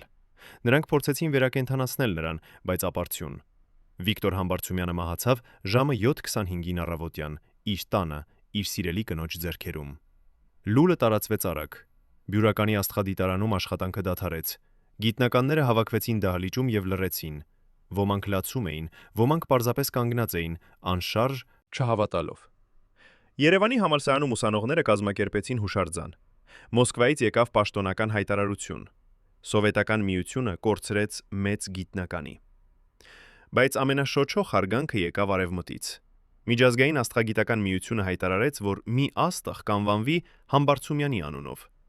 Հարվարդի համալսարանը հրատարակեց հուշագիր, որտեղ գրված էր. Վիկտոր Համբարձումյանը փոխեց մեր պատկերացումները տիեզերքի մասին։ Նա կապրի հավերժ, աստղերի միջև, որոնք նա այնքան սիրում էր։ Համբարձումյանի թաղումը եղավ օգոստոսի 14-ին Երևանում։ Հազարավոր մարդիկ եկան հրաժեշտ տալու։ Պաշտոնյաներ, գիտնականներ, ուսանողներ, պարզ մարդիկ, ովքեր երբեք չէին հանդիպել նրան, բայց ովքեր գիտեին նրա անունը։ Բայց ամենաշոչող էր այն, որ եկան նաև մարդիկ, ում Համբարձումյանը փրկել էր տասնամյակներ առաջ։ Նրանք եկան գաղտնի, առանց հայտարարելու իրենց անունները, պարզապես կանգնեցին հեռվից եւ նայեցին, թե ինչպես է նրանց փրկիչը իջեցվում գետնի մեջ։ Մեկը, ծեր մարդ, ավելի քան 90 տարեկան, մոտեցավ վերային եւ ասաց. «Ձեր ամուսինը փրկեց իմ կյանքը 1951 թվականին։ Ես երբեք չմոռացա դա, եւ ես երբեք չեմ մոռանա նրան»։ Հետո նա հեռացավ, առանց ասելու իր անունը։ Համբարձումյանի գրասենյակը Բյուրականում պահպանվեց այնպես, ինչպես նա թողել էր։ Նրա սեղանը, նրա գրքերը, նրա հաշվարկները, ամեն ինչ մնաց անփոփոխ։ Սա դարձավ թանգարան, տեղ, որտեղ մարդիկ կարող էին գալ եւ զգալ նրա ներկայությունը։ Բայց ամենակարևոր ժառանգությունը, որը Համբարձումյանը թողեց, չէր նրա գիտական հոդվածները, ոչ էլ նրա հայտնագործությունները։ Դա էր օրինակը, որը նա ցույց տվեց։ Օրինակ այն մասին, թե ինչպես պետք է ապրել արժանապատվությամբ, համարձակությամբ, սկզբունքայնությամբ, թե ինչպես պետք է պայքարել համակարգի դեմ, առանց դառնալու նրա նման, թե ինչպես պետք է պաշտպանել ուրիշներին, նույնիսկ երբ դա վտանգավոր է, թե ինչպես պետք է մնալ մարդ, նույնիսկ երբ ամբողջ աշխարհը փորձում է վերածել քեզ մեքենայի։ Արդյոք Համբարձումյանը հերոս էր, թե պարզապես մարդ, ով փորձեց անել ճիշտ բանը։ Արդյոք նա փրկեց բավականաչափ մարդկանց, թե պետք է փրկեր ավելին։ Արդյոք նրա համարձակությունը ոգեշնչեց ուրիշներին, թե դրեց նրանց վտանգի մեջ։ Այս հարցերը չունեն պարզ պատասխաններ, բայց մի բան հստակ է. Վիկտոր Համբարձումյանը ապրեց այնպես, ինչպես նա հավատում էր, որ պետք է ապրել։ Եվ դա վերջապես միակ բանն է, որ կարևոր է։ Երևանի քաղաքային արխիվի ամենախորը պահարանում, որտեղ փաստաթղթերը դասավորված էին ըստ տարիների, սկսած 1912-ից, աշխատակիցները գտան փոքրիկ փաթեթ, փոստային դրոշմով 1969 թվականից։ Հասցեատերը գրված էր Վիկտոր Համբարձումյան, Բյուրականի աստղադիտարան, բայց փողոցի համարը սխալ էր, հենց այնպես, ինչպես ուղարկողը մտադրել էր։ Այդ փաթեթը շրջել էր փոստային համակարգում 30 տարի, կորած, մոռացված, անտեսանելի։ Երբ արխիվի աշխատակիցները վերջապես բացեցին այն 1990 թվականին, նրանք գտան տետր, կապված սև կաշվով, կնքված կարմիր մոմով, որը արդեն փշրվել էր ժամանակի ընթացքում։ Ներսում եղել էին 23 անուն, յուրաքանչյուրի կողքին ամսաթիվ, տեղ եւ կարճ նշում։ Վերջին էջում Համբարձումյանը գրել էր. «Եթե դուք կարդում եք սա, նշանակում է ես այլևս չկամ, բայց այս անունները պետք է ապրեն։ Սրանք են մարդիկ, ում ես փրկեցի, երբ համակարգը ուզում էր ոչնչացնել նրանց։ Թող պատմությունը հիշի ոչ թե ինձ, այլ նրանց, իսկական հերոսներին, ովքեր վերապրեցին դժոխքը եւ շարունակեցին ստեղծել»։ Ինչու էր Համբարձումյանը ուղարկել այդ տետրը ինքն իրեն, գիտենալով, որ այն երբեք չի հասնի ժամանակին։ Արդյոք սա էր նրա վերջին ապահովագրությունը, երաշխիք, որ ճշմարտությունը մի օր կբացահայտվի։ Եվ ինչպես զգացին այդ 23 մարդիկ, երբ իմացան, որ նրանց անունները պահպանվել են այդ գաղտնի ցուցակում տասնամյակներ անց։ 1981 թվականին, մեկ տարի Համբարձումյանի մահից հետո, Բյուրականի աստղադիտարանը դարձավ ուխտատեղի ոչ միայն գիտնականների, այլ նաև սովորական մարդկանց համար, ովքեր ուզում էին հարգանք մատուցել մարդուն, ով փոխել էր աստղագիտությունը։ Բայց աստղադիտարանի նոր տնօրենը Էդվարդ Խաչիկյանը սկսեց նկատել տարօրինակ բաներ։ Գիշերները, երբ բոլորը հեռանում էին, Նա լսում էր քայլերի ձայներ Համբարձումյանի հին գրասենյակից։ Երբ նա ստուգում էր, սենյակը դատարկ էր, բայց օդը տաք էր, կարծես ինչ-որ մեկը հենց նոր եղել է այնտեղ։ Մի գիշեր Խաչիկյանը որոշեց մնալ եւ դիտել։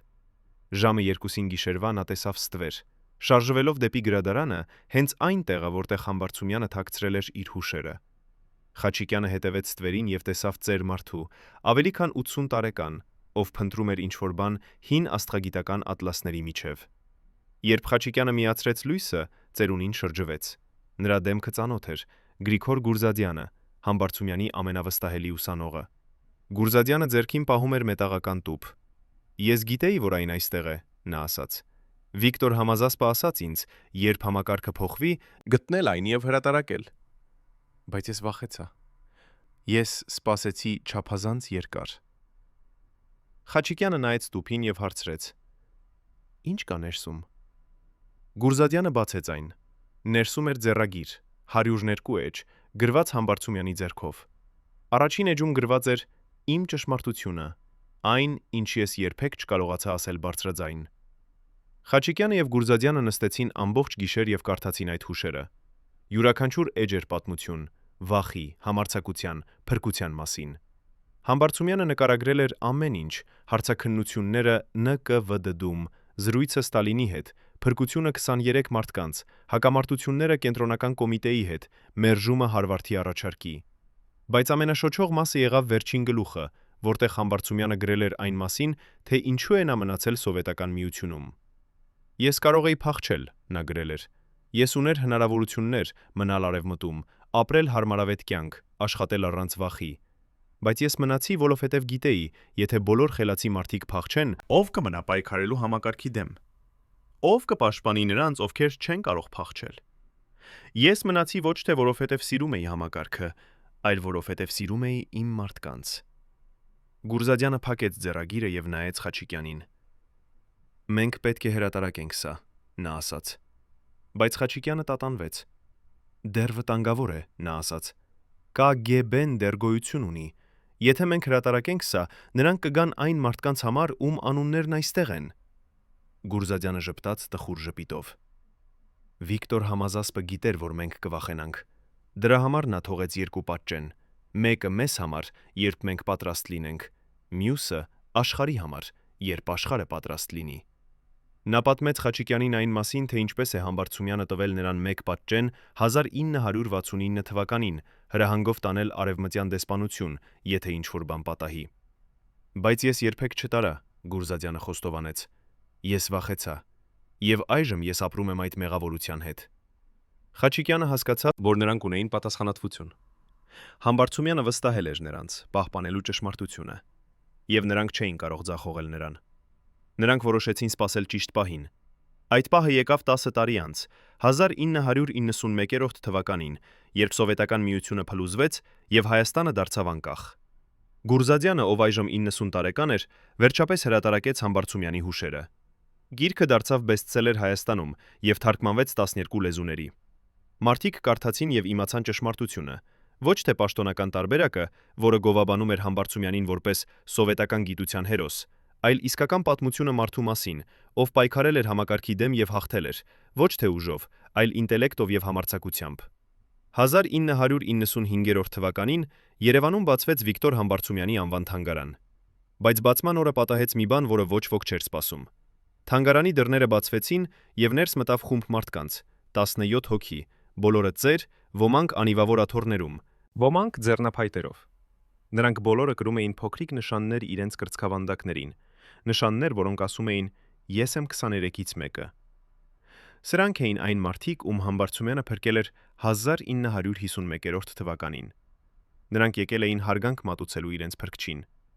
Նրանցից մեկը, Աննա Մարկարյանը, 86 տարեկան նախկին մաթեմատիկոս, խոսեց հանդիսավոր ժողովի ժամանակ։ Նրա ձայնը դողում էր, բայց խոսքերը հստակ էին։ 1951 թվականին ես էի 24 տարեկան աղջիկ, հրյա ծագումով, ով աշխատում էր Մոսկվայի համալսարանում։ Երբ սկսվեց բժիշկների գործը, ինձ ասացին, որ ես պետք է հեռանամ, թե չէ կկորցնեմ ոչ միայն աշխատանքս, այլ նաև կյանքս։ Ես չգիտեի ուր գնալ։ Եվ հետո մի օր ես ստացա նամակ Վիկտոր Համբարձումյանից, մարդուց, ում ես երբեք չէի հանդիպել։ Նա գրել էր. «Եկեք բիյուրական, ես ունեմ աշխատանք ձեզ համար, դուք կլինեք անվտանգ այստեղ»։ Մարգարյանը շարունակեց. «Ես եկա բյուրական չգիտենալով, թե ինչ սպասեր»։ Համբարձումյանը ընդունեց ինձ իր գրասենյակում եւ ասաց. «Ես չեմ հարցնի ձեր անցյալի մասին։ Ես հարցնում եմ միայն, կարո՞ղ եք աշխատել»։ Ես աշխատեցի բյուրականում 30 տարի։ Ես մտածում էի, որ ես կկանդեմ իմ աշխարհը։ Այն կստանա իմ գովազդը, որը նույնպես կտանի գովազդ։ Եվ ես կմնամ միայն։ Ես մտածում էի, որ ես կմտածեմ։ Ես մտածում էի, որ ես կմարդ կլինեմ։ Ես մտածում էի, որ ես կկրեմ իմ սերը։ Եվ ես մտածում էի, որ ես կկորցնեմ իմ սերը։ Եվ ես մտածում էի, որ ես կկարողանամ իմ սերը հետևել։ Ես մտածում էի, որ ես կարող էի սիրել։ Ես մտածում էի, որ ես կկործանեի սիրելու երազը։ Ես մտածում էի, որ ես կսիրեի ամեն մեկին, ով հանդիպում էի իմ աշխարհում։ Ես մտածում էի, որ ես կարող էի սիրել ամեն մեկին, ով իմ առակից էր։ Ես մտածում էի, որ ես կարող էի սիրել ամեն մեկին, ով իմ առակից էր։ Կանում 30 տարի։ Ես դարձա պրոֆեսոր, հրատարակեցի 50 հոդված, ուսուցանեցի հարյուրավոր ուսանողների, բայց ամենակարևորը ես ապրեցի։ Եվ ես ապրեցի, որովհետև մի մարդ համարձակվեց ռիսկի դնել իր կյանքը, փրկելու ինձ։ Նրա խոսքերից հետո բոլոր 17 մարդիկ ոտքի ելան եւ 1 րոպե լռություն պահեցին, հիշելով մարդուն, ով տվել էր նրանց երկրորդ հնարավորություն։ Բայց թանգարանի բացման ժամանակ բացահայտվեց նաեւ մի այլ գաղտնիք։ Թանգարանի կուրատորները, ովքեր կազմակերպում էին ցուցահանդեսը, գտան Համբարձումյանի 5 գրասենյակում փոքրիկ անվտանգ տուփ, թաքնված պատի ետևում։ Ներսում եղել էին նամակներ, տասնյակ նամակներ, որոնք Համբարձումյանը ստացել էր տարիների ընթացքում, բայց երբեք չէր պատասխանել։ Այդ նամակները գրված էին մարդկանց կողմից, ում նա չէր կարողացել փրկել։ Մի նամակում կինը գրել էր. «Պրոֆեսոր Համբարձումյան, ես գիտեմ, որ դուք փրկեցիք շատերին, բայց ինչու ոչ իմ ամուսնուն։ Նա մեռավ գուլագում, երբ դուք կառուցում էիք ձեր աստղադիտարանը։ Արդյոք նրա կյանքը պակաս արժեքավոր էր»։ Մեկ այլ նամակում մարդը գրել էր. «Դուք հերոս եք նրանց համար, ում փրկեցիք, բայց դուք նաև մեղավոր եք նրանց համար, ում թողեցիք մեռնել»։ Այս նամակները ցավեցրին Համբարձումյանին այնքան, որ նա չէր կարողացել պատասխանել դրանց։ Նա պահել էր դրանք որպես հիշեցում իր սահմանափակությունների մասին, որպես հիշեցում, որ նա չէր կարող փրկել բոլորին։ Թանգարանի կուրատորները քննարկեցին, արդյոք պետք է ցուցադրել այդ նամակները։ Ոմանք ասացին. «Ոչ, դրանք կվնասեն Համբարձումյանի հիշատակին»։ Բայց ուրիշներ ասացին. «Այո, դրանք ցույց են տալիս ճշմարտությունը։ Համբարձումյանը չէր հերոս առանց թերությունների։ Նա էր մարդ, ով փորձեց անել լավագույնը, բայց ով նաև տառապեց իր ընտրությունների համար»։ Վերջապես նրանք որոշեցին ցուցադրել նամակները առանձին սենյակում, որտեղ այցելուները կարող էին տեսնել ամբողջ պատմությունը, ոչ միայն հաղթանակները, այլ նաև ցավը։ Թանգարանի այդ սենյակը դարձավ ամենաշատ այցելվող տեղը։ Մարդիկ գալիս էին եւ կարդում այդ նամակները, եւ շատերը լացում էին։ Նրանք հասկանում էին, որ Համբարձումյանի պատմությունը ոչ թե պարզ հերոսության պատմություն էր, այլ բարդ պատմություն, ընտրությունների, զոհողությունների եւ մեղավորության զգացումների մասին։ Նրանք հասկանում էին, որ Համբարձումյանը փրկել էր 23 մարդու, բայց նա նաև ապրել էր մեղավորության զգացումով, այն հարյուրավորների համար, ում նա չէր կարողացել փրկել։ Եվ սա դարձրեց նրան ավելի մարդկային,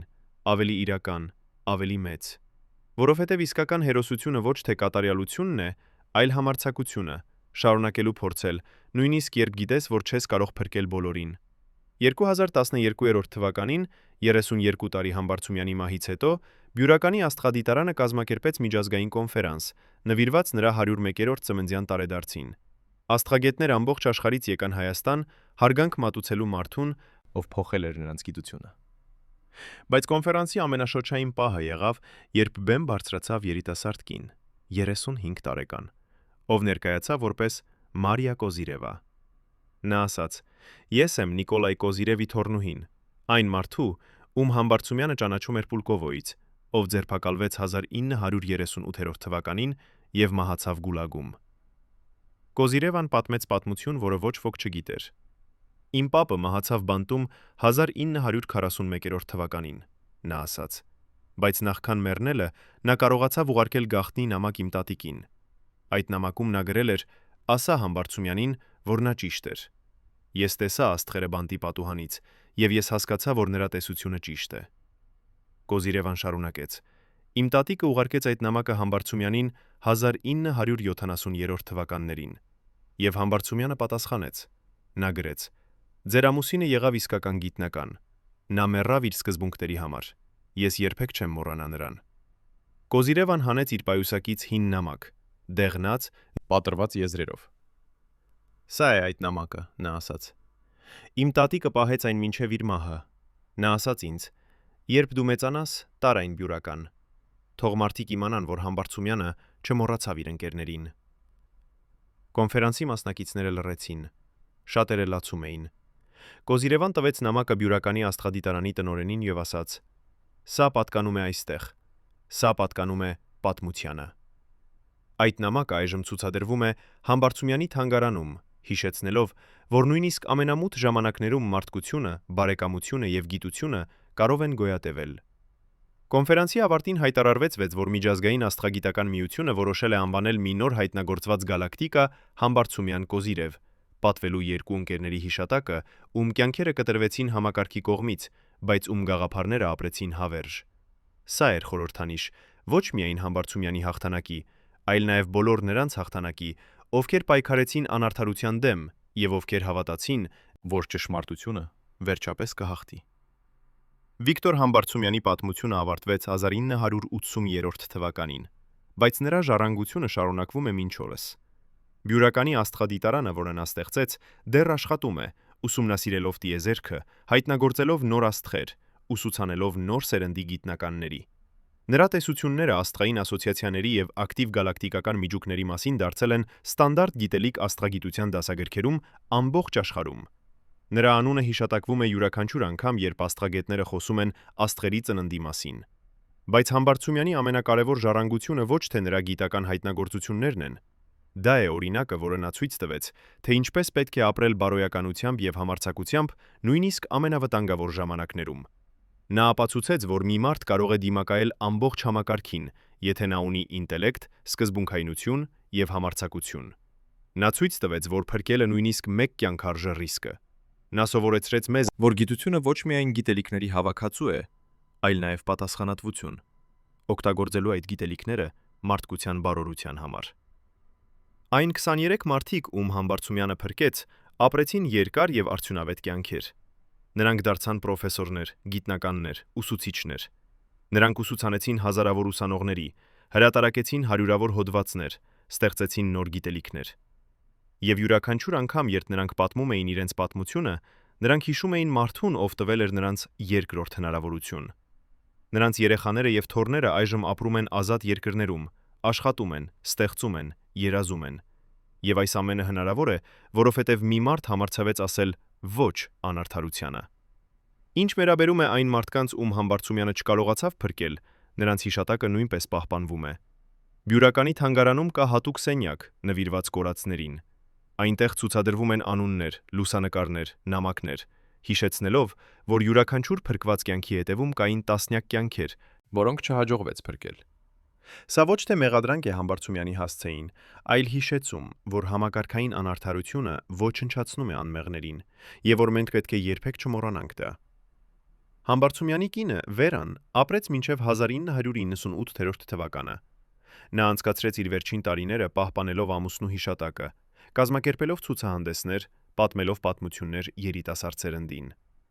Նրա վերջին հարցազրույցում, տրված երբ նա 96 տարեկան էր, նա ասաց. «Վիկտորը չէր կատարյալ մարդ։ Նա սխալներ արեց, նա տառապեց, նա կասկածեց իր ընտրություններում, բայց նա երբեք չդադարեցրեց փորձելը։ Եվ սա է այն, ինչ դարձնում է նրան հերոս, ոչ թե նրա հաջողությունները, այլ նրա համառությունը շարունակելու պայքարը, նույնիսկ երբ ամեն ինչ թվում էր անհույս»։ Այսօր, երբ մենք նայում ենք դեպի երկինք եւ տեսնում ենք աստղերը, որոնք Համբարձումյանը ուսումնասիրեց, մենք պետք է հիշենք ոչ միայն նրա գիտական ձեռքբերումները, այլ նաեւ նրա մարդկային արժեքները։ Մենք պետք է հիշենք, որ ինտելեկտը կարող է հաղթել բռնությանը, որ համարձակությունը կարող է փոխել համակարգը, որ մի մարդ կարող է փոխություն բերել։ Եվ մենք պետք է հարցնենք ինքներս մեզ. արդյոք մենք կունենայինք նույն համարձակությունը, եթե կանգնեինք Համբարձումյանի տեղում։ Արդյոք մենք կրիսկի դնեինք մեր կյանքը փրկելու ուրիշներին։ Արդյոք մենք կմերժեինք հարմարավետությունը մնալու մեր սկզբունքների հետ։ Բարեկամներ, ինչպես եք դուք վերաբերվում Վիկտոր Համբարձումյանին։ Արդյոք նա եղավ համակարգի զոհ, թե հաղթող։ Արդյոք նա կարողացավ փրկել բավականաչափ մարդկանց, թե պետք էր ավելին անել։ Գրեք ձեր կարծիքը մեկնաբանություններում։ Մեզ կարևոր է իմանալ, թե արդյոք նրան հիշում են ձեր քաղաքում, ձեր ընտանիքում, ձեր սրտում։ Սեղմեք հավանել, եթե հավատում եք, որ ճշմարտությունը պետք է պահպանվի, եւ բաժանորդագրվեք մեր ալիքին լսելու ավելի շատ պատմություններ այն մարդկանց մասին, ովքեր փոխեցին պատմությունը ոչ թե իշխանությամբ, այլ խելքով եւ համարձակությամբ։